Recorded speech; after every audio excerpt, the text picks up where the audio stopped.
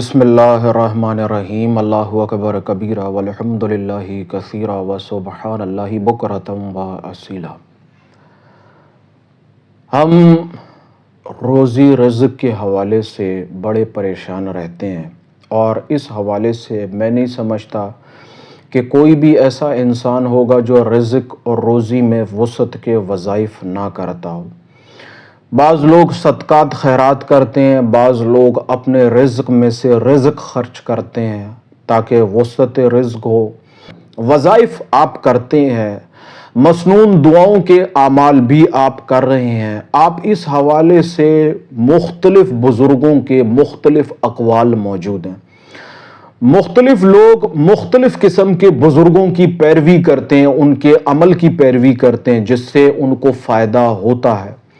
ہر چیز کا اپنا ایک نفع ہے، اپنا ایک نقصان ہے۔ میں یہ نہیں کہوں گا، اپنے اس نقطے کو رکھنے سے پہلے میں یہ نہیں کہوں گا کہ جو آپ کر رہے ہیں وہ غلط ہے، ایسا ہرگز نہیں ہے۔ جو آپ کر رہے ہیں وہ آپ کی سوچ ہے، آپ کی تحقیق ہے یا آپ کا عمل ہے۔ جو میں بتا رہا ہوں یہ میری سوچ ہے، میری تحقیق ہے، میرا عمل ہے۔ میں یہ نہیں کہتا کہ آپ تمام چیزوں کو چھوڑ کر میری بات کو اختیار کر لیں، میں ہرگز ایسا نہیں کہتا ہوں، بلکہ میرا بنیادی نقطہ یہ ہے کہ اگر آپ میری بات سے اتفاق کرتے ہیں یا نہیں کرتے ہیں، آپ اس پر غور و فکر کریں۔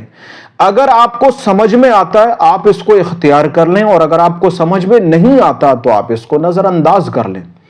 در حقیقت ہم ایک دوسرے کو اپنے خیالات کا اظہار کر سکتے ہیں، نہ تو میں کوئی بات آپ کے قلب و عقل میں اتار سکتا ہوں، نہ تو آپ کوئی بات میرے قلب و عقل میں اتار سکتے ہیں، ایسا ہرگز نہیں ہے۔ میں اپنی ایک رائے پیش کر رہا ہوں، اسی طریقے سے آپ بھی اپنی ایک رائے پیش کر سکتے ہیں۔ اب آپ کی مرضی ہے، آپ اس سے اتفاق کریں یا آپ اس سے اختلاف کریں، آپ کی مرضی ہے۔ دیکھیے، یہ ہمارے ایمان کا حصہ بھی ہے اور ہماری زندگی کا بنیادی پہلو بھی ہے کہ اللہ تعالیٰ نے ہر انسان کا ایک مقدر، ایک نصیب لکھا ہے، اس کی زندگی کو طے کیا ہے کہ وہ دنیا میں اتنے وقت کے لیے آئے گا اور اس کے بعد اسے اس دنیا سے جانا ہے۔ اسی طریقے سے وہ دنیا میں آئے گا، دنیا میں یہ کام کرے گا، اس طریقے سے مخلوق کو فائدہ پہنچائے گا، یہ تعلیم حاصل کرے گا، اس راستے پہ چلے گا، اس کے رزق کا اتنا کوٹا جو ہے یا اتنا حصہ جو ہے یہ مقرر کر دیا گیا ہے۔ رزق جس طریقے سے زندگی آپ کی مقرر کر دی گئی ہے، اسی طریقے سے اللہ تبارک و تعالیٰ نے آپ کے لیے مال کا حصہ بھی مقرر کر دیا ہے۔ اب اس میں اختیار آپ کو دیا گیا ہے۔ مثال دے دوں تاکہ میرا وہ بنیادی نقطہ جو ہے وہ آپ پر واضح ہو جائے، میں کہنا کیا چاہتا ہوں۔ دیکھیے، مثال کے طور پر اللہ تبارک و تعالیٰ نے میرے مقدر میں مثال دے رہا ہوں 10 روپے رکھے ہیں۔ وہ 10 روپے مجھے زندگی کے اندر وقفے سے کچھ پیسے کر کے ملتے رہیں گے، یہاں تک کہ میری پوری زندگی کے اندر وہ 10 روپے مکمل ہو جائیں گے۔ یہی میرے رزق کا کوٹا ہے۔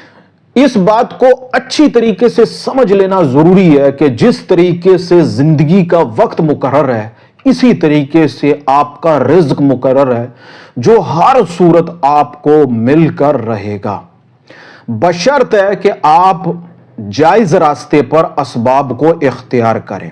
اچھا، اب آتے ہیں اسی نقطے پر۔ دیکھیے، اللہ تعالیٰ نے 10 روپے کا کوٹا میرے لیے مقرر کیا جو مجھے زندگی میں وقفے سے ملتا رہے گا۔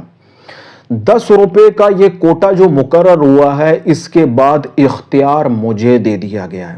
میرے لیے ایک چیز طے کر دی گئی ہے، اس کے بعد اختیار مجھے دے دیا گیا ہے کہ میں اس کا کیا کروں گا۔ 10 روپے میں سے اللہ تعالیٰ نے 2 روپے کا جو حصہ ہے وہ مجھے میرے وقت گزرنے کے ساتھ دیا۔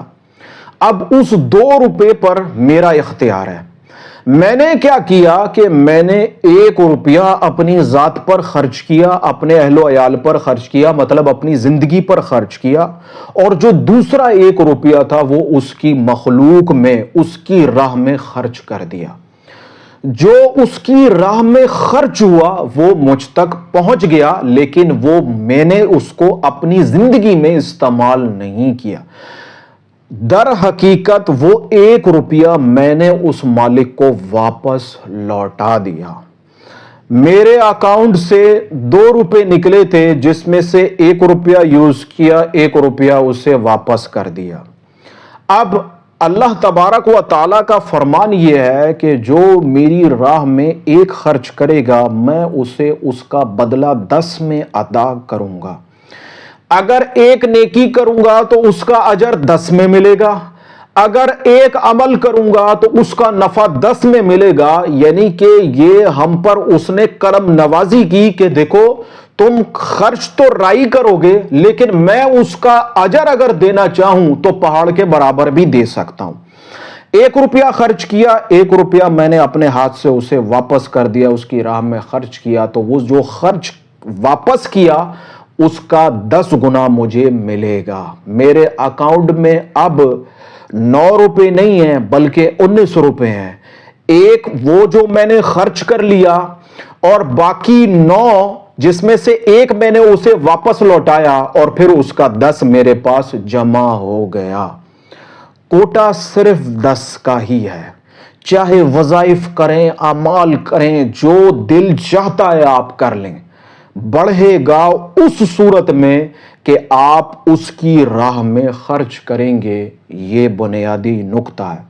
میں نے مثال دی ہے، اس کو مثال ہی سمجھیے گا کہ اب میرے اکاؤنٹ میں 10 روپے نہیں ہیں بلکہ 19 روپے ہیں۔ 19 روپیوں میں سے پھر مجھے اس نے 2 روپے دیے، تو میں نے پھر اسی طریقے سے کیا، 1 اپنی ذات پر خرچ کیا، 1 اسے واپس لوٹا دیا۔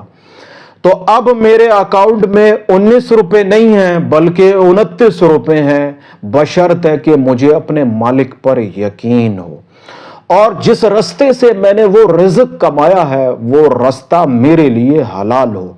اب ایسا نہیں ہے کہ آپ کسی کا حق مار لیں اور وہ سارے کا سارا راہ خدا میں خرچ کر دیں، ایسا ہرگز نہیں ہے۔ اگر آپ ایسا کریں گے تو میں سمجھتا ہوں یہ آپ کی نااہلی ہے، آپ کی بے وقوفی ہے، کسی حد تک جہالت ہوگی۔ تو رزق کو بڑھانے کا طریقہ وظائف کے اندر نہیں ہے بلکہ عملی طور پر اس عمل کو کرنے میں ہے۔ جو حصہ آپ کے لیے مقرر کیا اس حصے میں سے اس کی مخلوق میں تقسیم کیجئے اور بے لوث ہو کر کیجئے، انشاءاللہ تعالی آپ اس عمل کا جو اجر ہے وہ اپنی آنکھوں سے دیکھیں گے۔ ہمارا ایک عام مشاہدہ ہے کہ جو لوگ مخلوق میں کھانا کھلاتے ہیں ان کے رزق میں وسعت ہو جاتی ہے۔ در حقیقت یہ بالکل ایسا ہی ہے۔ 1 روٹی اس نے آپ کے لیے مقرر کی، اس میں سے آپ نے آدھی کھائی اور آدھی اسے واپس کر دی، تو پھر آپ کے حصے میں 1 روٹی نہیں، پیچھے آپ کے پاس 1.5 روٹی بچی۔ اس طریقے سے آپ اس کو کیلکولیٹ کر لیں، اللہ تعالیٰ آپ کے علم میں، عمل میں اس طریقے سے وسعت پیدا فرما دیتے ہیں۔ اب رزق کا معاملہ ہے۔ اب مجھ سے لوگ یہ پوچھیں گے کہ جی ہمارے پاس تو اپنے لیے ہی پورا نہیں ہوتا ہے، آپ خرچ کرنے کی بات کر رہے ہیں۔ وسعت کا تو اس میں پہلو تو تب آئے گا نا کہ جب میں اس کو دینے کے قابل ہو جاؤں تبھی تو مجھے ملے گا۔ میں تو خود اتنا پریشان ہوں کہ میں کسی کو کیسے دوں۔ تو یہاں میں عرض کر دوں، رزق کا مطلب صرف مال نہیں ہوتا کہ آپ کے پاس روٹی ہے، خرچ کرنے کے ذرائع ہیں، یہ رزق ہے، ایسا نہیں ہے۔ کسی انسان کے ساتھ خیر کا معاملہ کرنا رزق ہے۔ آپ کو رزق کی صورت میں خیریں عطا کی، آپ نے وہ مخلوق میں بانٹ دی، یہ رزق ہے۔ آپ کو اللہ تعالیٰ نے شعور عطا کیا، علم عطا کیا، وہ شعور اور علم آپ نے اس کی راہ میں خرچ کر دیا، در حقیقت یہ رزق ہے۔ رزق کو صرف اپنی مال سے منسوب نہ کیجئے، آپ کی جان رزق ہے، آپ کی زندگی رزق ہے، آپ کا عمل رزق ہے، آپ کا علم رزق ہے، آپ کی سچائی رزق ہے۔ آپ کے سچ بولنے سے کسی انسان کی زندگی میں بہتری آ سکتی ہے، یہ رزق ہے، آپ نے اس کا حق ادا کر دیا۔ ہم صرف محدود ہیں اپنے معاشی اعتبار سے کہ روزی بڑھ جائے۔